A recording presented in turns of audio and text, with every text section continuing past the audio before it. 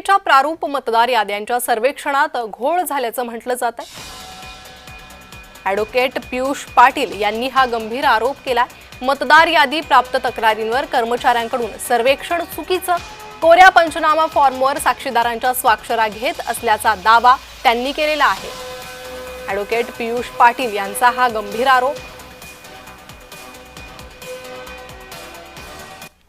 आम्हाला एक गोपनीय माहिती मिळाली की हे एका विशिष्ट पक्षाच्या या गटाच्या कार्यालयात बसून त्यांच्या संबंधितांच्या हितचिंतकाच्या इथे हे सर्व एका खोलीत चालू आहे आणि याबाबत आम्ही त्यांचा वार्डात शोध घेतला, परंतु ते कुठेही आढळून आले नाही।